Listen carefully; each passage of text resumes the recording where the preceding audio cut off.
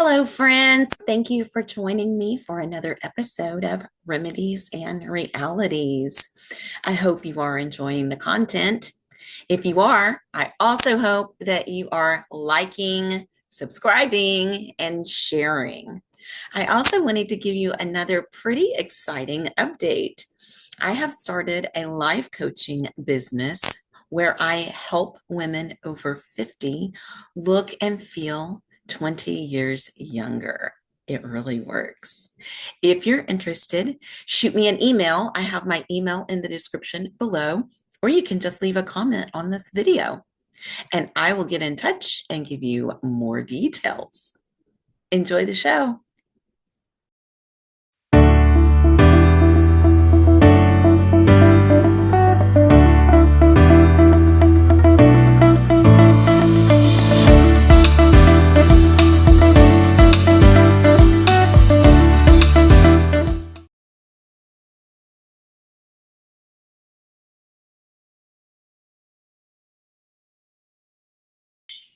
Hey guys, thank you for joining me for another episode of Remedies and Realities. I'm your host, Angie Blake. I am super excited about my guest today. Today, I have with me Nancy White, and Nancy is the president of the Consulting Business Legislative Energy Action Foundation. Her work has been recognized in state, national, and international media discussing concerns of grid resiliency and infrastructure vulnerabilities. Additionally, she is part of the Secure the Texas Grid Coalition, a division of the Secure the Grid Coalition run by Tommy Waller from Center for Security Policy. Nancy also has her own television show called Overlooked Critical Matters. She and I talked about that just a little bit whenever I met her the last time. But Nancy has been into so much just this past week. My Facebook feed has been blowing up with stuff that is going on with you. And that's when I reached out and I was like, look, we've been talking about this for a long time. We've got to do this. You've got to come on the show and tell me about all of this stuff. Nancy, welcome to the show. Thank you so much for taking the time for me today. Thank you so much for having me. I know we keep talking about it. I'm so glad that we actually did it. It's been chaos on both of our ends, I know, but thank you so much for having me. Yes, absolutely. I'm so excited to see you. So, we were just talking before we started the program, and there has been like some newest news, right? Because every day there's news that comes out. But the newest thing that we were going to discuss today, why don't you go ahead and take us into the latest of what's been going on and what has been coming out of the big offices that you've had something to do with? Oh yeah, it's been a year for sure, but it's been well worth it. I worked on the legislative priority for security of the grid, and some of those bills went into effect September 1st. And so in that, one of those is the Lone Star Infrastructure Protection Act. It was originally passed in the 87th legislation, but in the 89th, it was amended because originally the law stated that it couldn't be foreign ownership from China, Iran, Russia, or North Korea. But as of September 1st, that law states that it cannot be equipment that is vulnerable to manipulation to those sources either. So, for example, there was a press release that came out last Monday or the Monday before. It's been kind of crazy over here, very recently from the Texas Attorney General's office in reference to an investigation he is doing into the vulnerabilities of the Texas grid for a CCP linked company. And that information actually happens to be based off of my county and a specific build that he's investigating under that new law, thankfully. And so there's a lot moving with that. Thankfully, the fact that the Texas Attorney General has the law to begin with, and the fact that he is investigating, because there are federal documents that show that 90% of these batteries have this same vulnerability. And we have 1,200 plus planned for Texas. 1200, repeat that. 1,200. We have over 1,200 batteries planned for Texas alone. We Wow. already have more than California. Wow. Yeah. How long have you been working on this, Nancy? This specifically a year. I have been focused on the batteries for a year since November of 2024. Okay, so explain to us what some of the vulnerabilities, who may own some of the equipment that makes us so vulnerable and why that's so important. It affects every single person in Texas, right? Yes, this will. So these types of builds require evacuation. They emit toxic chemicals. They're very deadly and very dangerous, and they're being built in areas that do not have the capacity to maintain them. Matter of fact, the head of EPA, Lee Zeldin, actually even acknowledged that rural communities are not equipped for these types of builds. And yet we have my small community, which is Van Zandt County, that has nine planned. Nine, just in ours. Brazoria has like 52, I think it was. It's insane how many they have. And so I have a map that has all of them. And so what it is there's actually a congressional document on this. It's from December 2023. Interesting enough, Senator Rubio and 26 other Congress members actually signed this, acknowledging that there is a company. The name of the company is Contemporary Amprex Technology Limited Company, and cattle for short. They build the battery cells that went into the battery builds on Lake Lejeune military base in West Virginia. And they had to remove it because of the national security vulnerabilities, because this company is connected to the highest levels of CCP military, all the way to Xi Jinping in Beijing, the president. And additionally, they were added to the Department of War's national security list this year in January due to them using civil military fusion, which means that they're using technology to harm Americans. And they are found in 90% of batteries. And we have that evidence, even in my own county, that they are in there. In 90% of our batteries. What are some of the worst things that how they could manipulate? What are some of the ways? Well, the most simple is they cycle the system. So you have a lot of people when they think cybersecurity, they think IT, which is zeros and ones. It's that's Right? what they think, Yes. without recognizing that OT, operational technology, is also affected by commands, which is cyber. So essentially, in 2006, there was an Aurora cyber attack. And this, what they did is they went in and they caused the system to cycle, which caused it to fail. So basically, instead of like where these inverters sit in and out, they would cause the inverter to cycle, in which turn it would cause the battery to overheat and goes into what's called a runaway, which they have over 22 cells and they're stacked one on top of the other. So it's where this cell catches this cell, catches this cell on fire. And that's where you start having those toxic chemical reactions and emissions that require evacuation. And that'd be the most simplest way to do that. Wow. Yeah. And that's completely catastrophic. That's just, oh my God. Well, if you look at prior instances with these types of batteries and these types of fires, you're going to have a minimum, probably 1.5 mile evacuation, which in a lot of cases encompasses schools. So we found that majority of schools are within the typical evacuation area. Actually, I was just in Menard County last week, and they have two schools within a proximity of their evacuation zone where they're wanting to build. And so there's these schools, you have to evacuate children, and you don't have like 30 minutes. These types of fires go from stasis temperature, normal temperature, to inclement danger within 90 seconds. Meaning that if you're waiting for a volunteer fire department to stop whatever they're doing, get to the station, get to your house to start evacuating, you've already been in harm immediately. So you're talking, that's the starting evacuation. Well, outside of that, they also have what's called an indoor lockdown zone. So if you're within that zone, you have to close your doors and windows, do not let any outside airflow into your home. So don't let your pets out, don't go outside, don't go to the store. And you're not talking for like 1 to 2 hours. You're talking in some cases days to weeks of this being the case. And they don't, and if you're in farm country like I am, like they're not going to evacuate your animals, your livestock, your chickens, your goats, your cows, and bees are also impacted. And we have a lot of honey farms where I live. So like this is very detrimental to our food process as Right. well, and as well as our lives. So yeah, and whenever you have 1,200 of those spread out all across one state, and your impact zone is on average 15 to 20 miles of potential contamination and toxins and forever chemicals, and you have 1,200 of that, like you almost cover the entire state in toxic chemical at that point. There's no escaping near water sources, children, and food.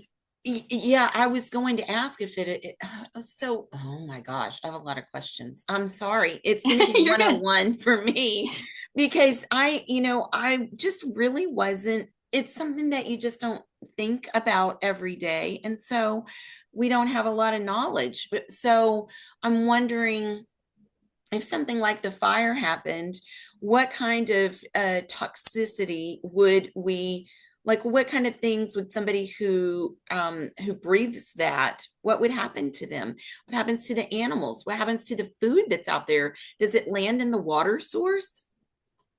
Yes. All of that stuff. All of it. So one of the biggest things that is documented and found is animals. Animals, if you're a farm person, you know that genetics is not what determines stillbirth in animals. It's No. environment, what they eat, Mm-hmm. drink, and breathe. Mm-hmm. And so there have been an increase, if not abnormal, amount of growth of stillbirths due to proximity of these fires that have already occurred. Um, People have tested positive for lithium poisoning in their blood over 15 miles away. It feels like a flu-like reaction, like you can't breathe. It's almost like that pneumonia flu, like you can't breathe, you're coughing.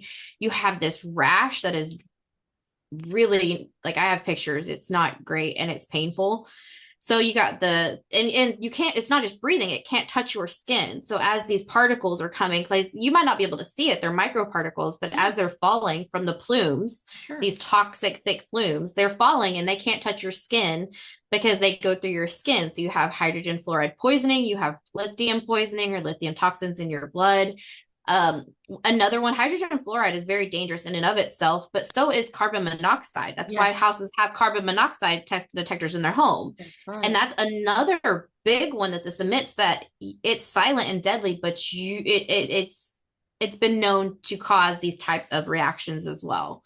So it's it's not pretty at all No, and none very of this. concerning.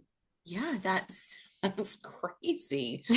How long have these things been in place where we've been vulnerable and have other countries that can just do whatever they want with that kind of stuff?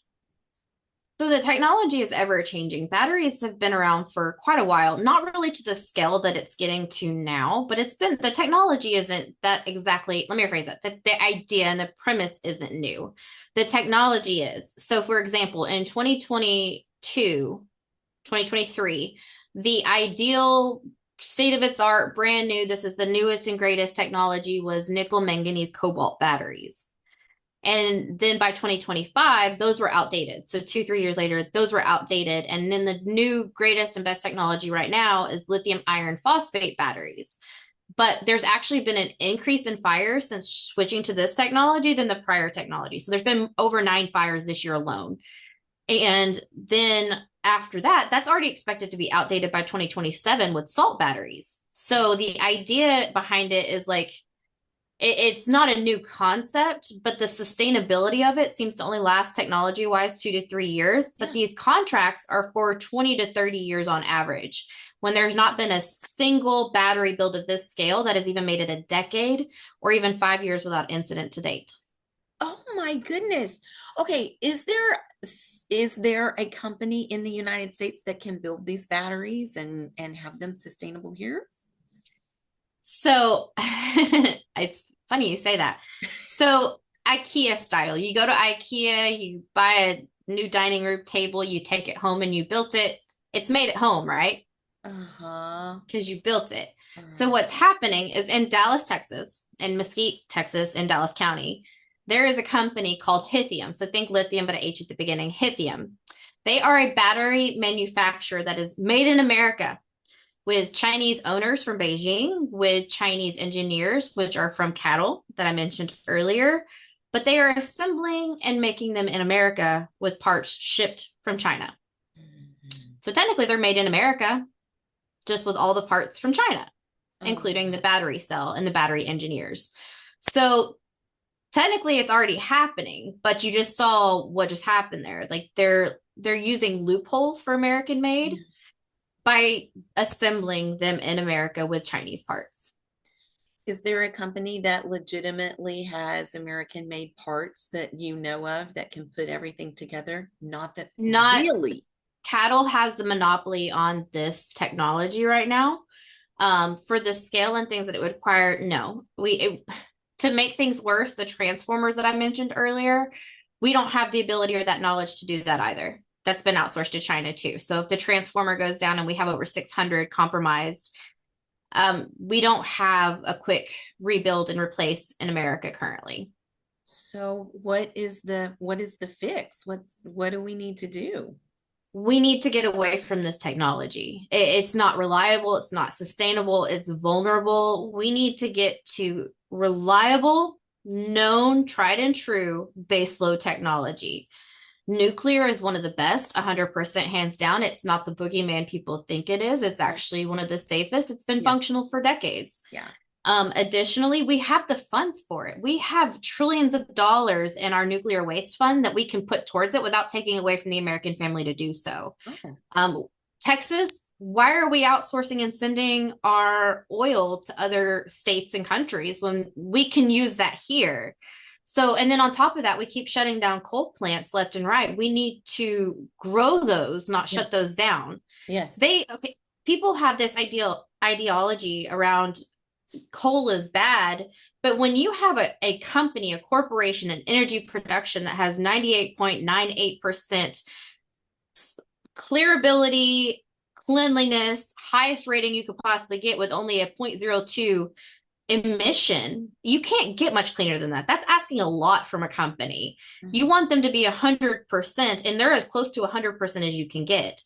So what we need to do is we need to stop pushing these green energy scams, call them what they are, because the batteries are band-aids for solar and wind. They are being pushed because we do not have a sustainable energy source. And these are also riddled with technology from China. So we need to stop pushing solar and wind and the band-aids of them, which is the batteries, and start relying on sustainable baseload energy that keeps our lights on without ever having to worry about it, without having to worry about an enemy to America using it as a vulnerability to harm us, which there is an executive order by the governor, and I did send you a copy of this one as well. It's Executive Order GA-49. And they acknowledge that China will use our infrastructure to cause real world harm to Americans and break our will to resist. It's in his executive order. Wow. That's a lot to absorb.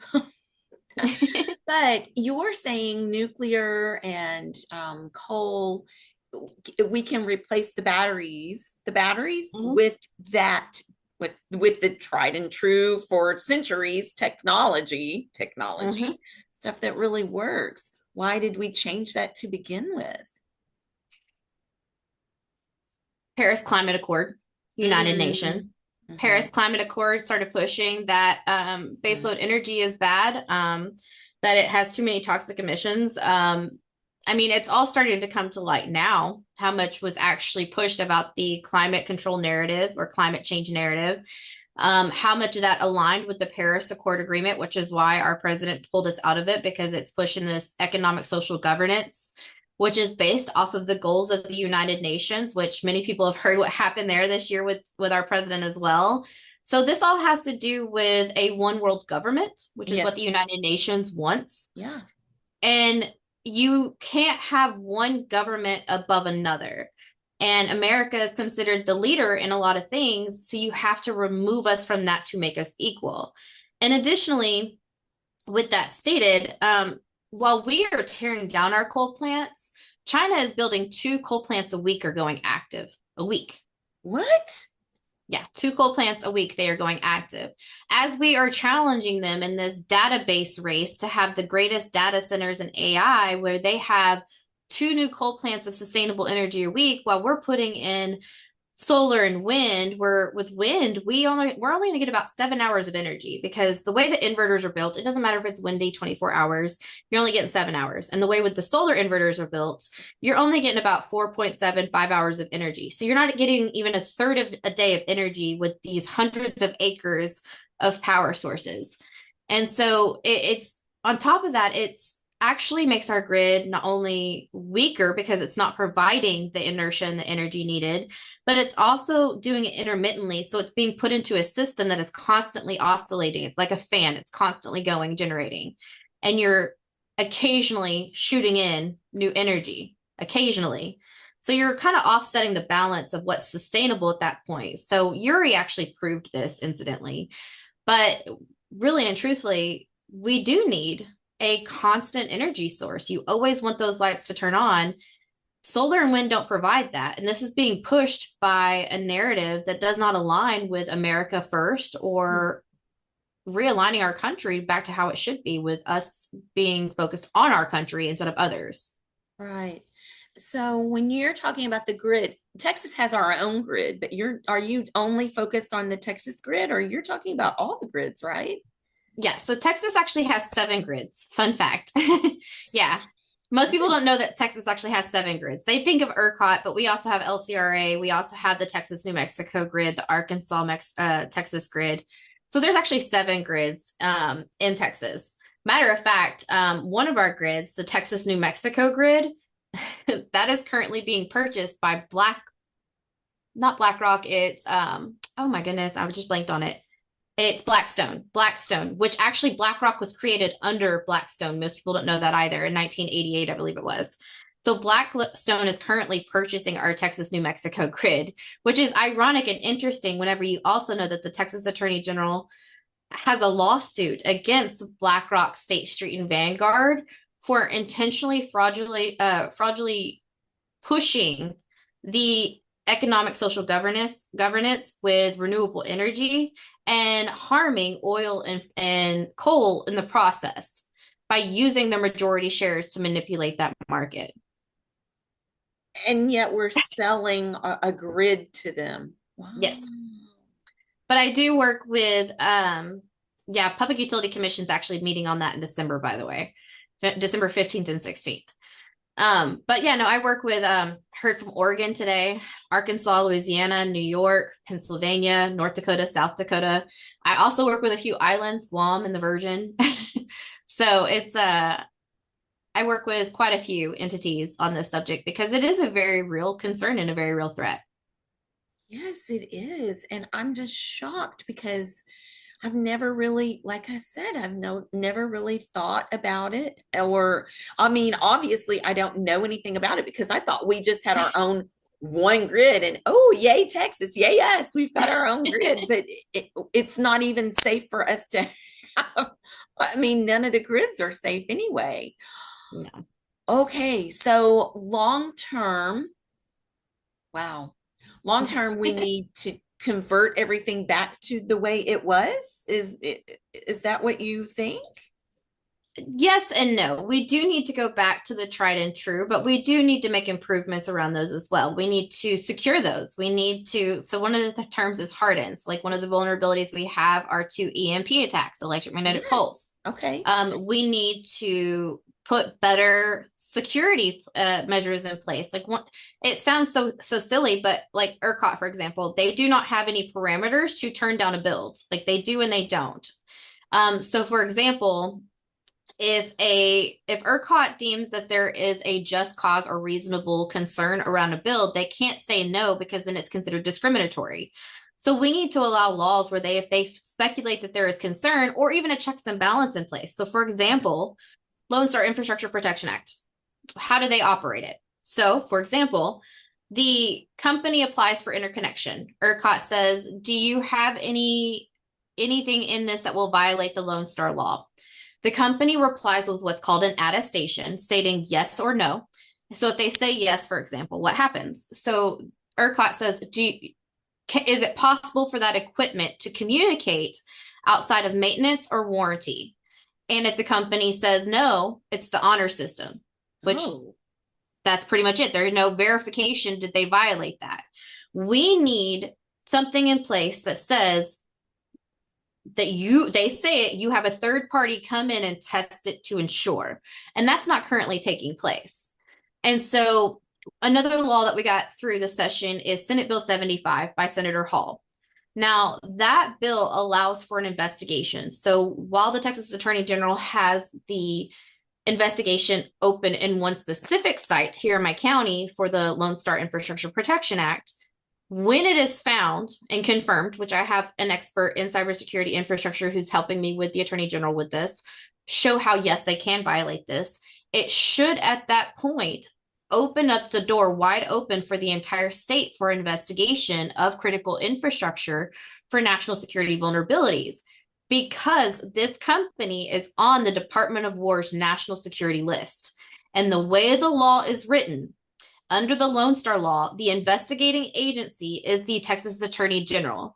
If it is found to be evident and it is present, the Department of War now gets involved and starts investigating too.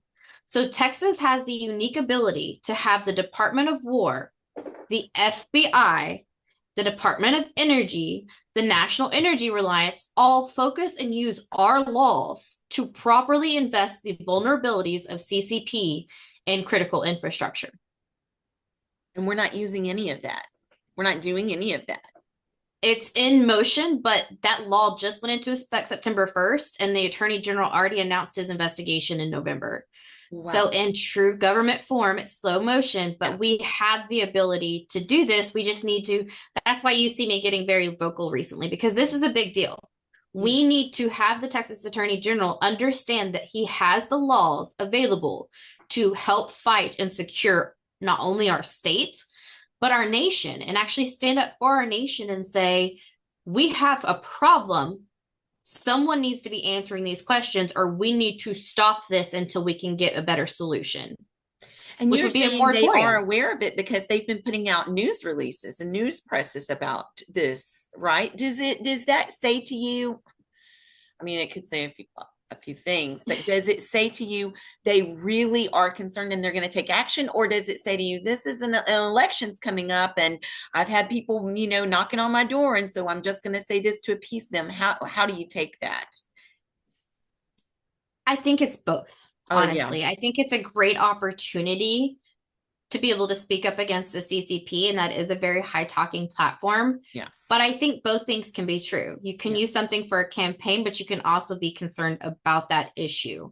Yeah. And I know what my hope is. I hope that this is a America first, Texans lead the way type situation naturally. Unfortunately, time will tell. I have optimism. I have hope. I'm going to keep pressing on.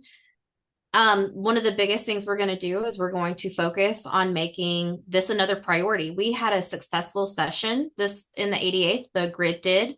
We had 11 bills that made it across the finish line, 18 if you count the enrolled. Nice. But we still don't have the answers that I just mentioned. Who's doing the third party review on the attestations? Who is like for Senate Bill 75, they allowed the aspect to go through of the investigation. But under that law, they didn't give any teeth of parameters of if found, then what? Right. We need to put in a process of penalty for these situations. So we're not done with the security of the grid by any means. We're just getting started, and we need to make this a priority again, because keeping our lights on is a no-brainer at this point. Right. Now, do you have a team of people that you work with, or is it just, I mean, it's mainly you, right? Well, my business that I run, I have my team, which is my secretary and my treasurer, which thankfully I don't have to do the numbers. Don't want to do that. Yeah. But I also, so the Secure the Grid Coalition, we have biweekly Zoom meetings. I run it with myself and one other who was actually just recognized as Volunteer of the Year in Austin. Oh. And he is an amazing gentleman. His name is Don Brown. Truly wonderful. I worked with him on the legislative priority, and now he and myself run the Secure the Texas Grid Coalition. I also work with the Secure the Grid Coalition, which is that national organization I mentioned in the beginning. And so they have a lot of amazing physicists, engineers, just super amazing people, including a cybersecurity expert that ran the EPRI for over 15 years. So he's a wonderful man. His name's Joe Wise. So I work with some really amazing and pretty cool people, Yeah. honestly. Yeah. I'm the personality. I always say that they're the brain. I just understand them and I try to help get the information out.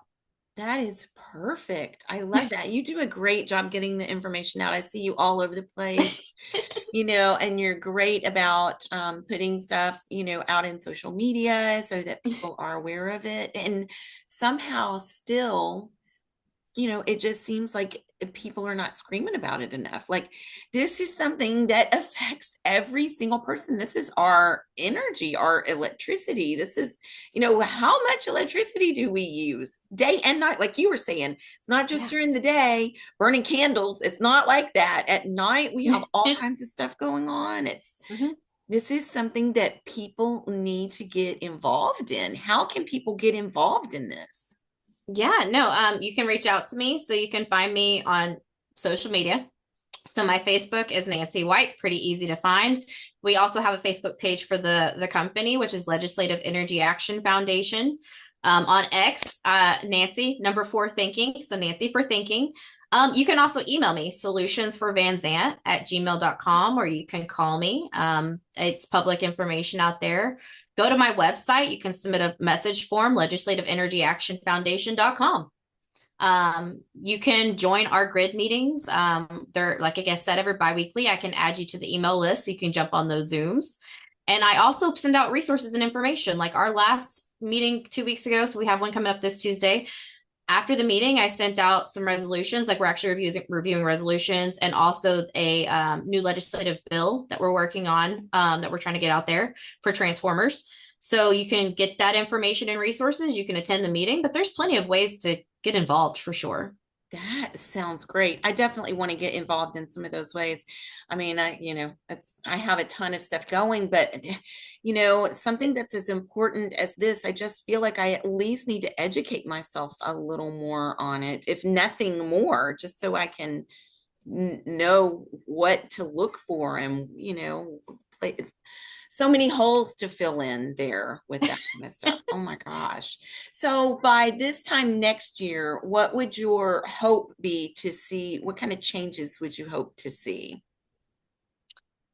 I would ideally like to stop seeing so much farmland being consumed for builds that are inadequate and insufficient.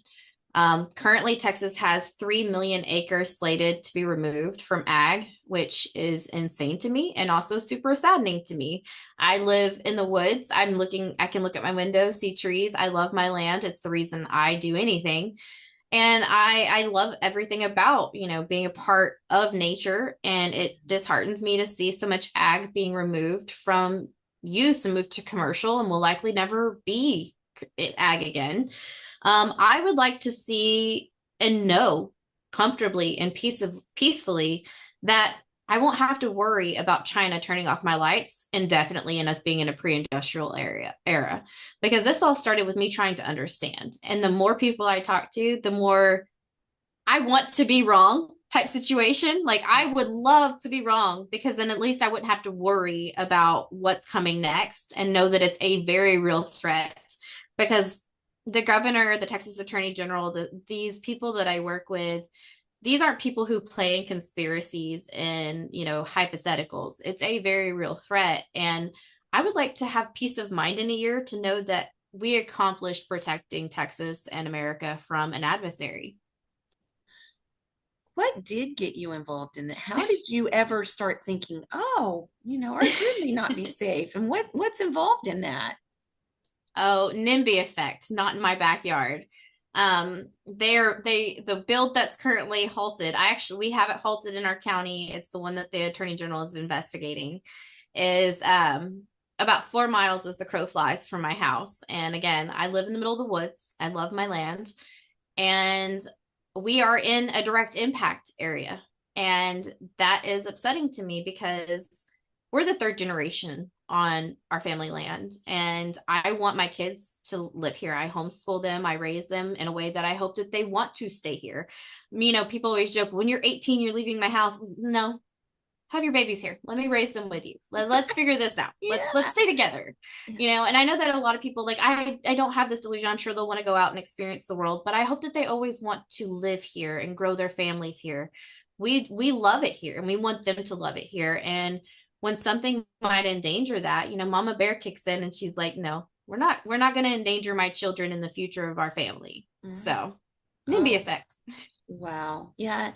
Generally, when something affects you directly, it opens your eyes and then you start fighting for it. And the amazing thing is when people join you and fight for it, that it's not an absolute direct effect, but they know if it gets this person and then it might get me third or fourth or fifth or sixth, but it's coming for everybody. Like everybody is going to be impacted. And so sometimes it's Mhm. hard for people to understand that or realize that or wrap their head around that. But something like this definitely impacts everybody, every single person. And it's just a situation where you don't want to fear monger, but there are solutions out there and we just need to be part of the solution. Mhm. And that's the thing is sometimes the truth is scary. It's not Hmm. fear mongering, it's just the truth is That's scary. right. But avoiding the truth because it's scary doesn't stop it from being true either. So No. there are definitely solutions. There are ways and paths forward. I mean, like I said, we have it stopped in my county. We have it stopped by following the state fire standards and codes that are law as adopted by our state fire marshal. And we did that by holding their feet to the fire and holding them accountable. Did you provide this to show that you are following this law?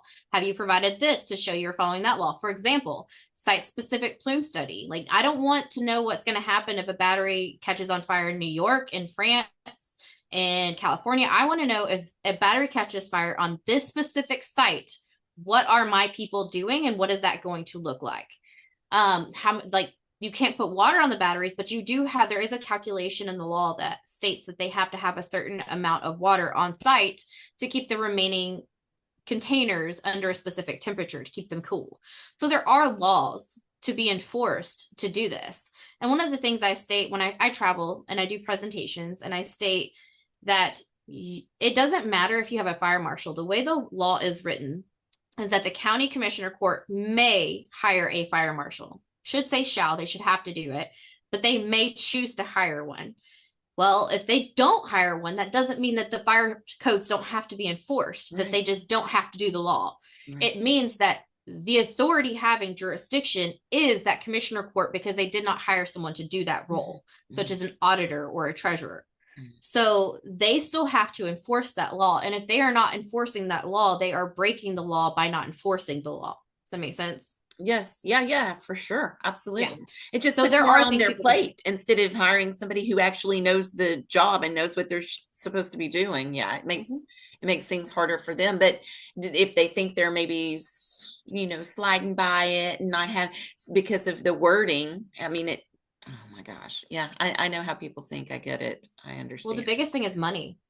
Because when you have a commercial build of this size with that amount of money, they're looking at tax revenue. They're looking at how much money their school might get. These companies are offering new fire trucks to the Wow. fire stations. Wow. And I always say, it may not be cash in hand type of bribe, but it's a quid pro quo. If you are not properly enforcing the state law because your county is going to get X amount of money in property tax, or your fire department got X new amount of equipment, that is called quid pro quo, which is another way of saying bribe. It may not be cash in hand, but you're not enforcing the law to the full extent of its capacity, ensuring citizen safety because you're looking at numbers and not safety and law.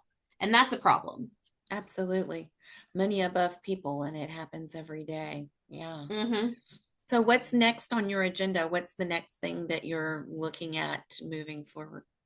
So right now we are working to get this to be a priority again. So we are working to our meeting tomorrow will be going over resolutions. So wrote one for the Republican National Committee that we have reformatted to be for the Republican Party. So we have Brent Bennett from Texas Public Policy is going to be on, Bill Peacock from it's finances. He does fiscal responsibility, Texas for fiscal responsibility. And we're going to go over our various resolutions. American Energy Works has one. So we're going to work together and figure out what are our top resolutions that we want each county to try to work to pass so that we can get it to the state convention to make this a priority. So that's what we're working on right now is growing knowledge and getting those in order. Awesome. I would like to, if you don't mind, I'd like to just sit in silently and just listen Yeah, so that, like I said, so that I can just educate myself more on it. I would love of that. course. Oh I my will add you gosh. to it today so you have it. Perfect. Thank you so much for that. So what other things do you need to make sure that people know, most important things to get out there before we close this up? Yeah, of course. I think the biggest thing that I think people need to hear is yes, this is on private property. There are people leasing their land to allow this, but I want to be very clear. Public or private property does have private property rights, but that does not allow you to infringe on the safety and impact of your neighbors. So you have a private contract where you're signing an NDA to allow them to build on your land, but they are building a commercial built for public need, public use, and public distribution that has public endangerment potential. There are public state laws about these builds. So I'm not sitting here telling you what to do on your property, but we're not talking about a chicken coop or barn or allowing someone to graze their cattle. We're talking about an industrial build that is a commercial build that is for public in all capacities and impacts public. And a matter of fact, I have seen property values depreciated due to proximity. And I have letters of evidence where businesses have been told by insurance companies that if something happens, they are not covered for this incident. So that does impact them as well. So you're not just impacting yourself. It is not a private issue. The only thing private is your lease. Anything outside of that is not private. And I get really tired of hearing it's private property. There's nothing we can do. The law says otherwise. It's a commercial build for public need, public use, and public distribution. Yeah, that's so simple. That's so common sense. Oh my gosh. Mm-hmm. Wow. Oh my gosh. This has been a lot of great information. Like a lot, really. Yeah.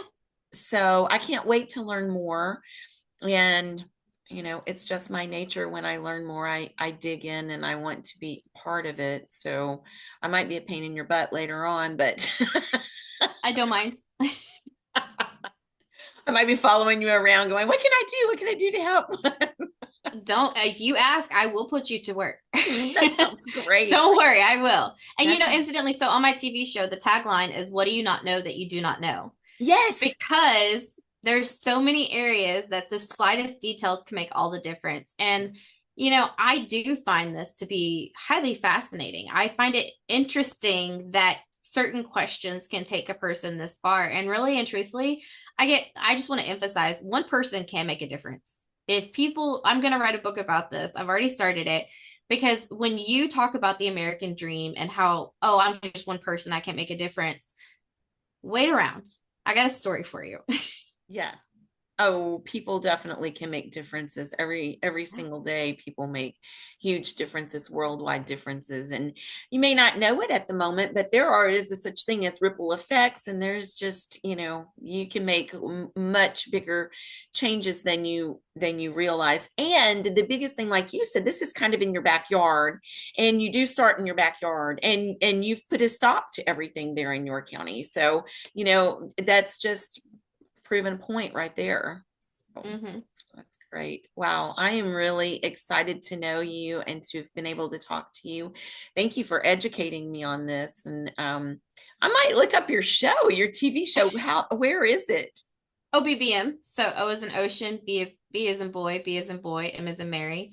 So you can actually download it on like Roku, Fire Stick, or Apple TV, like you do Netflix or HBO. Yeah. And then you can then or you can just go on your phone, like the phone has the app for OBBM, or go to the website obbmnetwork.tv, type in overlooked critical matters, and there's some There good you ones on go. there. There's one on Johnson County that I encourage everyone to watch. You want to have your mind boggled on reference to forever chemicals and how this relates to batteries.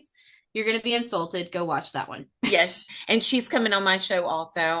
That's Dana Ames, who's the investigative environmental officer for that, and she is a world of knowledge as well. Do you work closely with her? I love Dana. Yeah. And honestly, I'm going to recommend a secondary, and that episode's up. You need Rhonda Miller. Oh, okay. You Perfect. need Rhonda Miller. I can get you her contact. Great. She supports Dana's. So Dana has one side of the information as the detective. Rhonda has a whole organization and things that she runs. She's in Washington, D.C. all the time. And she has a lot of information that if you watch that episode, she pairs amazingly, supportively to Dana's situation. You're going to want her to. Awesome. Oh, thank you for that. I will Of definitely course. reach out to her. Yeah. And I Yeah. can't wait to have Dana on too. Like I said, she just, I mean, that our show with Dana could last for, hours and hours. Yes. Oh, I could have kept going with her too. There's so much. That's why I tell everybody to watch it, because if you don't think it can't happen here, it's already happening. It has. Yeah, it's insane. Nancy, thank you so much for being on here and for explaining to us exactly what's going on. And again, if you want more information and to get involved in this, she gave all of her information, and I'll put all that in the description below. Thank you, Nancy. All right, so I'm going to catch up with you. I'm going to go into next year, and then we're going to catch up and see what new things have changed, if that's okay with you. Of course, and thank you so much for having me. It was great fun. Thank you.